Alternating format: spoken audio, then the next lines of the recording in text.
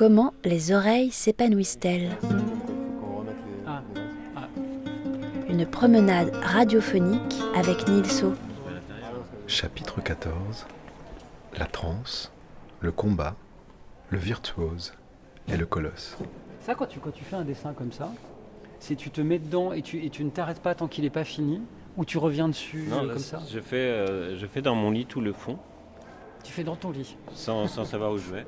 Ouais. Et à un moment donné, je le mets en face de mon bureau, et j'en fais des dizaines comme ça. Ah ouais. Je mets face à mon bureau, puis je Tu regarde. fais des dizaines de fonds comme ça. Ouais, dans ton lit. j'en fais régulièrement en fait. Quand j'ai vraiment, quand j'ai envie d'aller bien, en fait, je prends 3 jours, 3 nuits, je fais ça, et ça crée des endorphines en fait. Donc ça me met dans un état d'apaisement complet. C'est quoi ? C'est plutôt c'est comme un état de transe ou Ouais, c'est un c'est truc ça. un peu comme ça en fait, c'est ça. C'est ça. Et je sais qu'après ça va durer, donc je le fais régulièrement. D'accord. Quand je sens que par exemple, j'ai un petit garçon de 5 ans, donc il y a des moments où, dans la manière de l'éduquer, etc., je me pose des questions, ça commence à... Donc je dis, hop, ok, je vais faire un grand dessin, et puis Tu rentres en toi-même. Ouais, je sais que ça marche à fond, donc je le fais. Et puis en plus, je sais que j'aurai le plaisir après de pouvoir poser ça en face de mon canapé. En fait, j'ai pas de bureau, j'ai pas d'atelier, donc j'ai un canapé et un lit, quoi, c'est tout. Mais alors, tu vois, et ça c'est très difficile à décrire. Tu sais, l'énergie que contient le dessin. Parce que maintenant que je sais comment, tu vois, dans quel contexte, il y a plein de choses qui s'expliquent dans ce que dégage cette image en fait. Tu sais, c'est ce mouvement intérieur qu'on sent là, tu vois, dans les traits. Mais c'est comme si c'était vraiment une espèce de prolongement de ton énergie que tu mets dedans. Et ça, c'est vachement difficile à décrire et à rendre perceptible aux autres. Enfin, je pense que les gens en fait le sentent, mais n'arrivent pas à mettre des mots là-dessus. Ça m'arrive souvent, ouais. Ouais. Là, c'est flagrant. Parce que c'est rare, hein, je pense quand même. Il n'y a pas tant de gens que ça qui produisent du dessin de cette manière-là, je pense. Dans ce truc, tu sais, de... Parce que ça se finit quand même par une tension qui dure... j'ai du mal à tenir plus que 20 minutes en tension pour finir le dessin. Ouais. Je prends une décision, je mets... c'est pour ça que je Quand fais... tu viens installer par-dessus, tu veux Ouais. dire ? Ouais. Maintenant, je garde des dessins abstraits dans un sac à dessin, un carton à dessin spécial pour garder des traces du truc en devenir. Mais régulièrement, je prends un fond comme ça et puis en 20 minutes, je décide d'un endroit où je mets les cabanes, des arbres. Et là, c'est sur la tension par contre.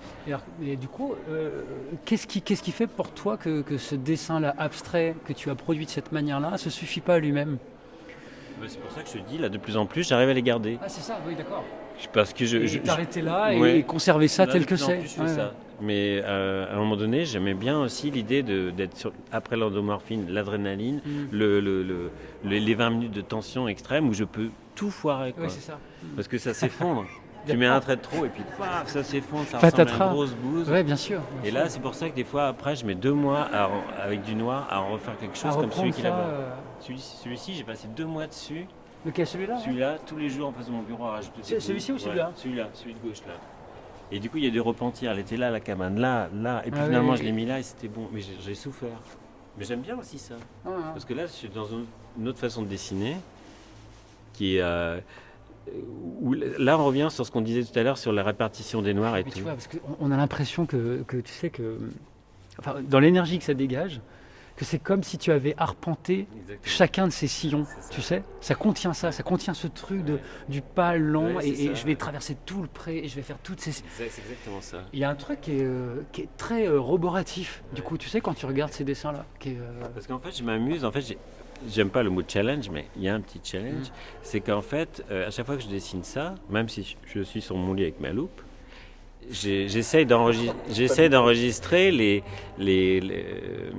effets. C'est-à-dire que comme je suis auprès, il faut que mentalement, je sache ce que ça va faire de loin. Oui. C'est pas du hasard. C'est-à-dire que je m'amuse à rapprocher les traits je mets 20 minutes, je rapproche les traits, puis je dis là, je vais éloigner. Parce que je sais maintenant Tu sais comment. dans quel état. Ouais, Wow, c'est un niveau et ça, de c'est super génial. élevé Et là. ça, c'est super. Ça, c'est mon truc préféré, quoi. De me dire, ouais, ça descend, là, je vais remonter. C'est génial. Et c'est super agréable. Et ça, tu retrouves ça dans la peinture chinoise, par exemple. Ouais, bien Où sûr. les mecs s'amusent à ça, Non, mais oui, parce oui. qu'après, ils savent qu'ils vont balader le doigt. Mais c'est comme du Qigong, enfin, c'est un truc, Oui, c'est exactement ça. tu cherches C'est ça. l'énergie et le mouvement Ouais, à l'intérieur c'est de ça. toi-même et tu essaies de le retranscrire dans le papier. Ouais, c'est beau. D'ailleurs, ma gymnastique, je la Mais fais ça, je suis comme ça. incapable de ça. Vraiment, je suis Toute ma gymnastique, tous les jours, je fais 1 heure de gymnastique, je la fais comme Oui, ça. mais du coup, c'est Le plus lentement possible. Ça Mais c'est une m'amuse. recherche en toi-même. Oui, c'est ça. C'est une recherche en toi-même. C'est très amusant en fait. C'est très. Il y a un côté pas faire d'efforts pour casser. Il y a pas de rupture, il n'y a pas de violence, tu fais pas le mal aux muscles. Tu fais tout le plus lentement possible. Non, mais c'est quand même c'est une découverte, une compréhension de toi quand même. Ouais, Tout ça. ouais, c'est ça. Ouais. Ouais. Mais c'est un côté très amusant. J'ai fait beaucoup de surf et de funboard. Ouais. Et en fait, ça ressemble beaucoup à ça. Mais ça m'étonne pas. Mm. Oui, ce truc de sentir, pas Ouais. lutter contre. Ouais. Ouais, t'sais. Apprendre par cœur les mouvements sur le sable. Parce qu'après, quand tu es en mer et que tu as une grosse vague qui t'arrive dessus, tu réfléchis même pas. Tu agis. Voilà. Et même après, des fois, j'étais obligé de me dire, quand je faisais du funboard, que je faisais un saut par exemple, j'étais obligé de me dire, ouais, regarde, profite. Tu es dans le saut, tu es obligé de te dire, et profite, il y a de la mer en dessous, regarde bien la gerbe. Tu vois, ça me fait penser à un truc, c'est que je me dis, évidemment que dans le dessin, tu sais, il y a ce truc aussi de. C'est comme t'as appris les gestes, comme tu dis, sur le sable, à force d'en faire, t'as appris les gestes, tu réfléchis plus du tout. Ouais. Ou comme un musicien, tu vois, Oui, qui ne bien réfléchit sûr, plus à comment on bien fond sûr. ses doigts sur le C'est piano ou exactement sur la ça, guitare, ouais. ça se passe. Ouais. Avec cette complexité, que d'un autre côté, comme ton corps sait faire, moi je suis souvent en combat contre en même temps ce que le corps sait faire. Je suis pas à l'aise avec ça. J'ai l'impression, à la fois, je vois bien que c'est puissant, tu sais, d'avoir ça, de la main fait. Mais en même temps, j'ai tout le temps envie de la déjouer, tu sais. De dire, non mais, ça vient attends, peut-être de ta technique, justement une technique que moi je ne pourrais pas faire. Parce que quand tu disais que tu avais appris à dessiner, ou en tout cas avec ton père, tu as été en contact avec le dessin de manière verbale ou non verbale, mais ce que j'ai pas moi en fait.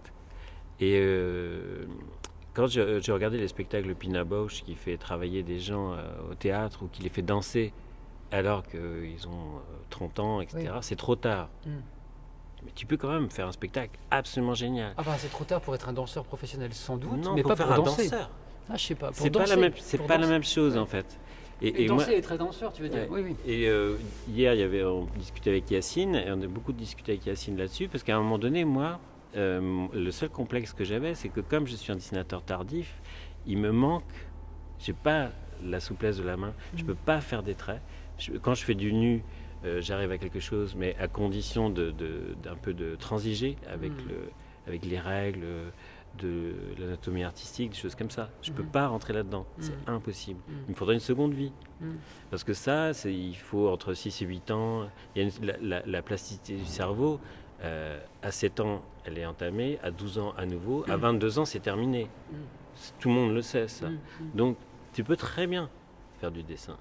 Mais c'est pas la même chose, c'est pas la même discipline. Donc, je pense que toi, tu dois être à certains moments dans des configurations que moi, je ne pourrais même pas aborder. Sans doute, mais inversement, c'est-à-dire que ce que tu décris, tu sais, ce truc rentrer dans cette connaissance que tu as acquis assez tôt et qui est passée par un réel apprentissage transmis, etc. Je pense qu'effectivement, moi, j'ai grandi avec ça, mais c'est aussi un enfermement. Enfin, c'est quelque chose dont il est difficile parfois de sortir. Parce qu'il y a... Tu vois bien que c'est plus exigeant. C'est pour ça que moi je fais une différence entre un danseur, je fais une différence mais pas une hiérarchie. Et là les discussions avec Yacine m'ont vachement aidé à ça. Ah, ça je suis bien d'accord. Mais il y a une différence. C'est pas identique. Le danseur étoile a une exigence. Le résultat avec Pina Bausch va être de la même eau, le même intérêt qu'un spectacle avec des danseurs étoiles, mais c'est pas le même type d'exigence. Oui, puis c'est pas nourri de la même énergie, de tout ça. Par exemple, quand je disais que moi je fais des mouvements sans souffrance, mais je sais qu'un danseur étoile, il est obligé d'accepter la souffrance. Son corps lui fait mal. Et quand tu me racontes qu'en dessinant, tu es obligé d'accepter ça, moi je trouve que ça se rapproche. Ça ressemble bien à ce que je ressens moi quand je vois le travail des autres. Enfin, des gens qui, j'appelle ça des virtuoses ou des... Oui. Ce qu'on appelle les virtuoses, souvent, c'est des gens qui savent faire. Souvent, c'est ça qu'on met comme mot là-dessus. Faute de dire autre chose, tu sais, c'est ce truc de... Tu as l'impression qu'ils peuvent tout dessiner ou ils savent tout dessiner. Et ce qui est vrai d'une certaine manière. Et en même temps, c'est complètement faux. C'est-à-dire que... moi, je pense que ce sont des gens qui ont travaillé tôt, quand la main et la plasticité du cerveau étaient encore, disons, à leur portée. Ouais. Bon, l'exemple type, c'est toujours le même. C'est Moebius, par exemple. Il regrettait à la fin de sa vie de ne pas avoir fait les beaux-arts. Ouais. Parce qu'il disait que c'est quand même dommage d'avoir dessiné petit, d'avoir cette plasticité-là, et de ne pas avoir eu des maîtres exigeants. Parce qu'il n'était pas satisfait. C'est normal. C'est normal parce qu'il y a une espèce de cohérence. Quand tu fais quelque chose, il y a une cohérence, et donc tu vois dans cette cohérence ce qui est inabouti. Et donc, à travers ce qu'il racontait, il y a un côté qui nous fait rire, parce que c'est quand même un mec qui est aussi fort. Mais alors en plus, parce que lui, il avait ce truc. Tu vois, Moebius, c'est pas quelqu'un qui a tant compté que ça dans. Il fait pas forcément partie de mon panthéon graphique, etc. Mais ça m'avait vachement marqué quand j'avais, je sais pas, je crois 17-18 ans, j'avais acheté un bouquin, tu sais, dans un bouquiniste de recueil d'illustrations de lui. Et il y avait pas mal d'interviews compilées, et dans lesquelles il parlait de son rapport, tu sais, à l'erreur et à l'accident. Et comment il recevait chaque accident comme une bénédiction. Quelque chose qui allait lui permettre justement de déjouer son savoir-faire et de l'obliger à inventer, en fait. Et je pense que pour un gars comme lui, ça devait être un enjeu hyper important, tellement il avait la maîtrise de ses outils, de réussir à se piéger lui-même et de tout à coup être face à un inattendu que sa technique ne peut pas résoudre. Et je pense que là, il devait être le plus heureux des hommes quand ça lui arrivait. Tu vois, boum, je renverse de la peinture, oh putain, c'est le bordel. Maintenant, comment je fais ? Et il fallait qu'il se crée des enjeux. Voilà, mais du coup, dans une moindre mesure, je trouve que quand ton rapport au dessin s'est construit par un truc d'apprentissage comme ça, un peu rigoureux, classique, on va dire, et tout, et ben, je trouve que c'est pas facile. Enfin, moi, je ressens beaucoup l'envie de déjouer ça, et c'est pas simple. C'est pas simple. Peut-être que ça me fait penser aux discussions qu'ont les gens qui font de la musique savante et les gens qui font de la musique jazz. Ouais. Et les gens qui font de la musique savante ont la tentation de vouloir faire du jazz et ont toujours un point d'admiration pour les jazzmen. Les jazzmen savent que c'est impossible d'aller... Donc la question est résolue. Ouais. Mais... Après, alors ça, c'est ce que tu dis là, je trouve que c'est la question de quelle est ta nature ? De quoi es-tu fait ?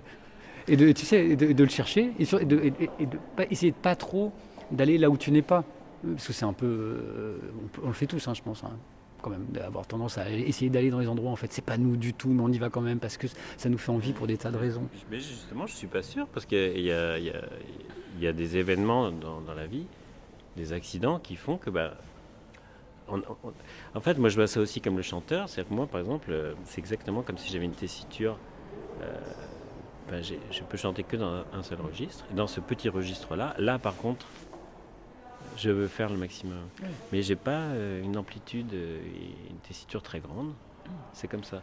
Oui. Mais les gens qui ont une tessiture très grande, ils sont dans l'exigence parce qu'ils sont obligés de faire attention à ce qu'ils mangent, à ce qu'ils disent, pas trop parler, etc. Oui. Mais ça les rend très heureux. Mais quand je dis ta nature, c'est que, je veux dire, je sais pas, moi, j'aime bien la musique, tu vois, c'est banal, comme tout le monde, comme plein de gens. J'aime bien même faire un peu de musique, des petites choses, etc. Mais si je me mettais en tête que, en fait, ce que je veux, c'est être chanteur lyrique et que je suis vraiment très malheureux de ne pas réussir à être un chanteur lyrique, je pense que ma vie serait un enfer. Tu vois, ce serait courir après quelque chose qui sont nécessaires parce qu'en fait, je suis définitivement pas fait pour ça. C'est pas possible en fait. Voilà. Oui, c'est ça. Être adulte, c'est ça. Tu poses les choses et puis il y a certaines choses. Ouais. Mais après, il va falloir que je réfléchisse sur ce que tu disais, sur les souffrances, où je suis pas sûr d'avoir vraiment tout compris, sur les moments où tu sens que ça... Dans le dessin ? Ouais. C'est pas forcément de la souffrance, c'est que parfois je me sens enfermé. Ah oui, c'est ça. Enfermé par un savoir-faire gestuel. Je me sens vraiment enfermé par ça. Oui. Et en ce moment, là, Bah, pour le coup, tu vois, je fais un boulot de commande qui m'épuise un peu. C'est pas énorme, c'est un petit boulot de commande. Mais là, je peine un peu à trouver l'énergie pour le faire.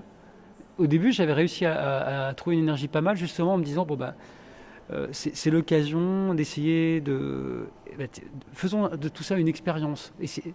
Donc, essayer de trouver plein de dispositifs, tu sais, pour te déjouer, en gros, grosso modo, faire de la grosse merde, tu sais, enfin, vraiment et essayer de ça, dire, et maintenant, qu'est-ce que j'en fais, qu'est-ce que je peux faire de ça pour que ça devienne de nouveau un matériel intéressant. Donc, tu sais, tu vois, je sais pas, en fait, trouver des dispositifs pour que tu puisses pas dessiner avec ta main comme elle a l'habitude de le faire ou des choses comme ça. Tu sais, Voilà, c'est ça. non, tu vois, il y a des pages. Du coup, je me suis mis à dessiner en très grand et puis je tenais ma plume exprès du bout des doigts pour pas pouvoir la contrôler, tu sais. Donc ça faisait le truc se cassait la gueule. Mais du coup, hop, tu vois, la main, le bras, tout ton corps peut pas résoudre le truc. Et du coup, tu es dans l'instant du dessin, c'est-à-dire qu'il se passe quelque chose et là. Alors je vais tirer ça et qu'est-ce qui se passe? Alors je sais très bien que si j'avais voulu dessiner, on va dire, comme je sais le faire, jamais de la vie j'aurais fait ces images-là. Et là-dedans, il y a quand même, je sais pas. Je pense que Tom Ungerer, il travaillait comme ça. Oui, mais il y a des gens qui travaillent tout le temps comme ça. Moi, j'adore ça. J'adore voir ça. Et j'ai même pas l'impression que ces gens-là font la même chose que moi. Tellement c'est éloigné. Ah, mais je pense que c'est pour ça que j'adorais voir les films avec Tommy Ungerer en train de dessiner. Mais moi, ça me donne des sueurs de faire ça. Tu vois, c'est vraiment ce Oui, truc oui, de. c'est ça. J'ai l'impression de rentrer dans la cage au lion, tu sais, de waouh, parce que je sais pas ce qui va se passer. Moi, je fais ça 20 minutes quand je finis mes grands dessins. Mais sinon, je peux pas éprouver ça. Je sais pas si tu connais un petit peu Benjamin Bachelier. C'est un copain dessinateur, enfin il est peintre aussi, qui vit à Nantes, on le connaît tous les deux. Et il fait de la bande dessinée, mais il fait de l'illustration, il fait du dessin, il fait de la peinture, il fait plein de trucs. Et moi j'adore le voir dessiner, parce qu'il a ce truc, lui il est dans la cage au lion tout le temps.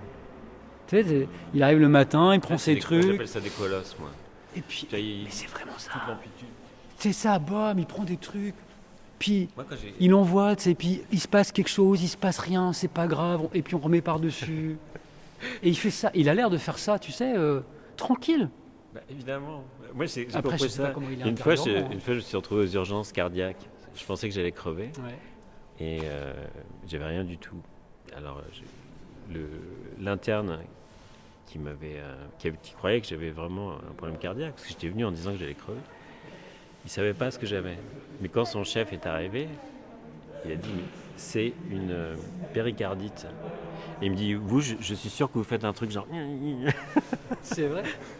Et il m'a dit mais pourquoi vous dessinez? Il me dit vous dessinez mais pourquoi vous faites pas ça? Des grands gestes avec les mains, ouais, c'est ça. Il me dit mais ça pourrait vous épanouir, vous auriez plus mal. Ouais. Et je dis oui, vous avez raison, c'est ça, je fais gna gna gna. Du petit trait. Et du coup, c'est pas du tout la même discipline. Et c'est vrai que la cage au lion, c'est ça, c'est l'amplitude, parce que normalement le bras il est plus fait pour faire ça, les grandes toiles, c'est l'épanouissement tu perds le contrôle de la situation. Tu sais, c'est l'événement qui prend le contrôle, et toi tu es en réaction tout le temps.